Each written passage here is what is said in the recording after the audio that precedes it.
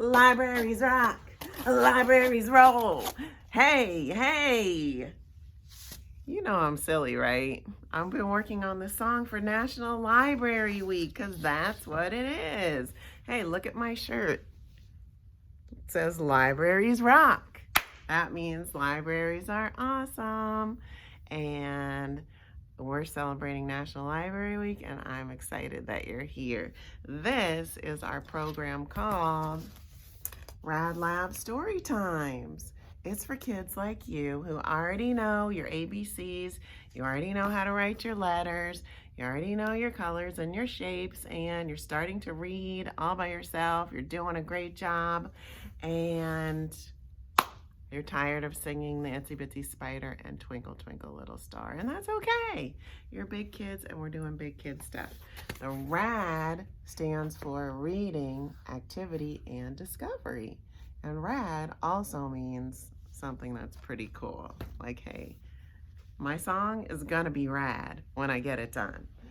Hey, I want to show you something cool. I've been enjoying showing you some of my fun toys that I have in my office. So this is what I'm going to show you today. First I was rocking out. Now I'm going to show you something that rolls. It's my marble maze. Look. Almost everybody that comes in my office, especially kids, like to play this. Catch a marble and roll. So you can tell I like to play with toys, right? Look what else I have. And this we only pull out when it's a special occasion because marbles aren't really the best toys to have in the library, especially with little ones. But this is too fun. It's my giant marble maze. Look at all my marbles. I'm just gonna show it to you real quick. And I'll read my story. Got my handful of marbles. I'm gonna pick up my camera so you can see. I gotta put them up here in the top. And look. Dun, dun, dun, dun. This makes for like hours of fun. Trust me. Maybe you could think of how you could make a marble maze out of recycled material, since actually, oh, there goes another marble. Since Earth Day is coming too, you could use like toilet paper rolls or paper towel rolls and tape them together and make something that a marble could run through. Think about it, that would be fun activity for a rainy day. But we are talking about libraries today and all the good things that we do for our community. I'm trying to reach my book. I want to remind you that even though the library is not open to the public right now, we're going to be someday, and I hope that day is soon. So while we're not open, these are all the things that we're still doing for you. We still have, look at all these books behind me. We have thousands of books and DVDs and materials that you can check out and bring home. You just give us a call or go online and put them on hold, and we'll set them outside for you to pick them up. You could also check out ebooks and stream movies and music on your computer through our website, which is redbanklibrary.org. And then we have so many good programs for you like this that we post on our Facebook page and our YouTube channel, and you got to check them out. Because we have little kid story times, we have this Rad Lab Story Time, we've got a story time for families about race and diversity, and we have arts and crafts programs, so many of them. Every week we do take and makes where you can come and pick up supplies and bring them home and make something fun. We've got Power Play and our Start program and Crafts of the Season. We've got STEM programs. There's just so many things that we are trying to do and get them online for you. So I hope that you're finding them and enjoying them. And guess what? We even have programs for grown-ups. We do. They're online too. You have to check our website and see what's going on. Let's read a book now. This story is called Madeline Finn and the Library Dog. library dog. Let's see what this is about. I think I might have to scoot, as I always do. There goes another marble. Can you hear it behind me? All right. Madeline Finn and the Library Dog by Lisa Papp. Here we go. I do not like to read. Not books, not magazines, not even the menu on the ice cream truck. We were just talking about learning how to read. It's actually pretty hard to do. It takes practice. Let's see what happens. Oh, I especially do not like to read out loud. Keep trying, Madeline Finn, my teacher says. But sometimes I can't figure out the words.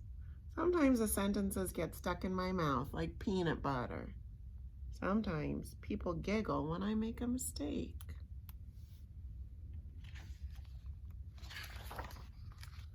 And I never get a star sticker from my teacher, not even a smiley face. Instead, I get a heart that says, keep trying. I get a lot of keep trying stickers, but I want the star. See the sticker on her paper there? Stars are for good readers. Stars are for understanding words and for saying them out loud. But I know what else they're for. Stars are for making wishes. So I make a wish for my very own star.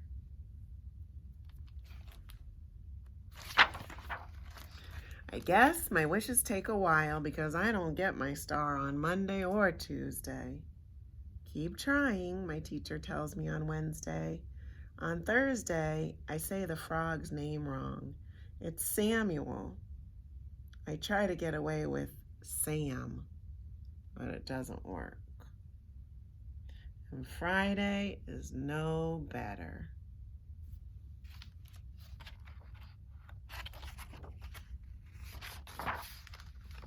On Saturday, Mom takes me to the library.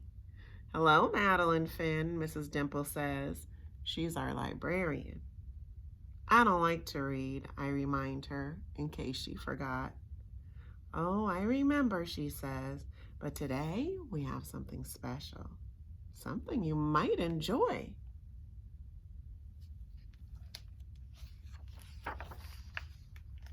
Madeline Finn, would you like to read to a dog?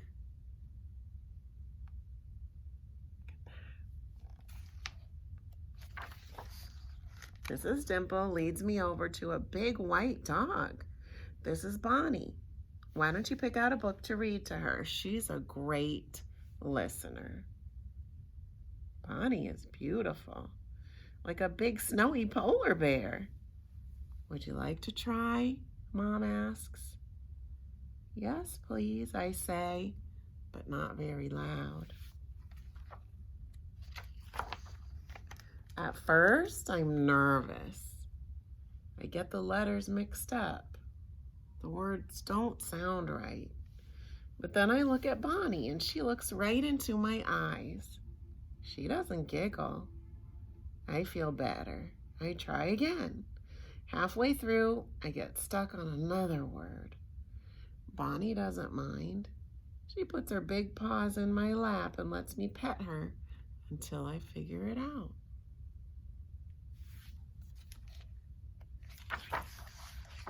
After that, Bonnie and I read together every Saturday. It's fun to read when you're not afraid of making mistakes.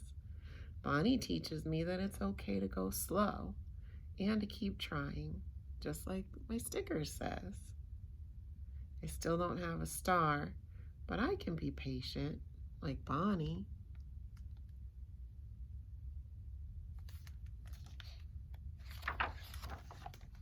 Soon, it's almost time to read in class again. But when I go to the library, Bonnie's not there. Neither is Miss Dimple. Would you like to wait for another dog? The other librarian asks. No, thank you, I say, as politely as I can. Don't worry, Mom tells me later. Bonnie was just busy today. But what about school, I ask. You'll do fine, she says. Just pretend like you're reading to Bonnie. Excuse me. On Monday morning, I'm very nervous. Madeline Finn, would you like to read next? The teacher asks. Yes, please, I say, but still not very loud. The first sentence goes pretty well, and then I mess up on a word, and then another. I hear someone giggle. But then I think about Bonnie. I take a deep breath and pretend that she's right next to me. Next thing I know, I'm at the bottom of the page. I look at my teacher, and she has a big smile on her face. I did it. I got my star.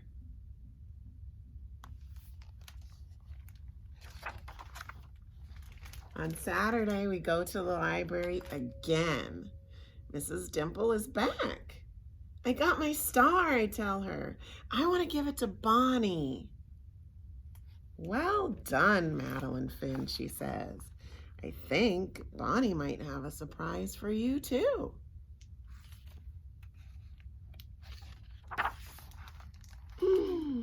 Madeline Finn, would you like to read to Bonnie and her puppies?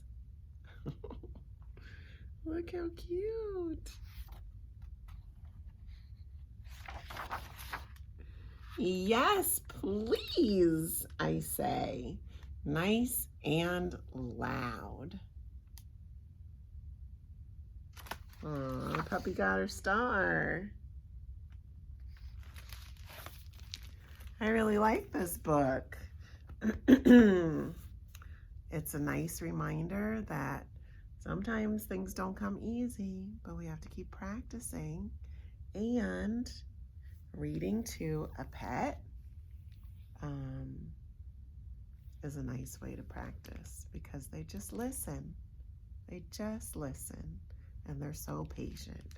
So guess what? At our library, we did have a dog come to visit sometimes. And more recently, we partnered with the 4-H club and had bunnies at the library to read with. And the kids really love that. So those are the kinds of things that we look forward to doing again when the library reopens. In the meantime, maybe you have a pet at home that you can read with, or even a stuffed animal. That's a good idea to snuggle up and practice. Well, besides books at the library, I told you about all the other things that we have, but did you ever think that maybe you could write your own story? You can. You got to use your creativity, and I'm going to show you how to make something to help you get started. It's a story starter. And once you make it, you can sit with your friends or your family or even all by yourself and try to think up a cool story with these clues. All right, here we go. Today we are making origami story starters. This is like a fortune teller if you've made one before, but we put a little twist on it to help you make up some fun, creative stories. So first, let me show you what we need for this project. All you need is some plain paper, some markers, or you can even just use regular pen or pencil. But let me show you how it works. So on the outside of my story starter, I have 4 different settings for a story. let me scrunch it up so you can see it. Come on, you little story starter. There we go. I put space, city, island, or forest. And then inside, I have different types of characters that can be in my story. I have superhero, villain, kids, wizard, alien, animal, prince or princess, and a dragon. And then finally on the way inside are different plot ideas. Mystery, love story, a quest, a battle, a treasure hunt. You get the idea. So the hardest part of this project is sitting and brainstorming on what you want to put on your story starter. So here's the list that I made with my settings. You need 4 of them. Could be whatever you want. And my characters, you need 8 of those. And then my plot ideas, and you need 8 of those also. Once you have that figured out, you can make your story starter. So you just take your paper and fold a triangle. We're trying to make our paper into a square. Once you folded your triangle, you fold over this excess piece. Make it nice and tight. And then I forgot to tell you, you might need some scissors for this project because we just need to make one cut here. And cut that little piece off so that we have a nice square. And our square will have a fold in it already. We're gonna go ahead and fold the opposite corners so we get a nice crisscross right in the middle of our square. Okay, now we're going to take each corner and fold them to the middle. So the lines really help to make it nice and crisp. Just line up your lines. And come on. 1, 2, 3, 4. Once you get all 4 corners folded in, and flip your paper over and you'll have another square with another crisscross in the middle, and you're going to take these corners and fold them in to the center. These always look so tricky, but they're really not that hard. 1, 2, 3, 4. Because after we do this, we're pretty much going to be done. 1, 2, 3, 4. Now when I flip it over, I have a square with 4 flaps on it. And those are my flaps for my fingers. So if I just kind of fold this in half and fold it in half again, it'll be a little easier to get my fingers in there.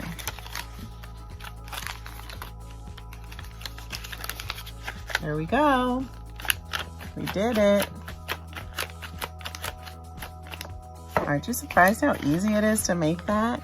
Now you're ready to fill in all your story ideas. So put your your settings on the outside. 1, 2, 3, 4. I drew little pictures, but you don't have to do that. Remember, you're gonna have to spell out each one of those words, so don't write something too long and crazy. And then on the inside, you have space for 8 different characters and 8 different plot ideas. So I'm gonna play the game real quick so you can see how it works. I can play it by myself, or I can play it with somebody else. I'm gonna say that I want my story to take place in the forest. So I'm gonna spell out forest, F-O-R-E-S-T.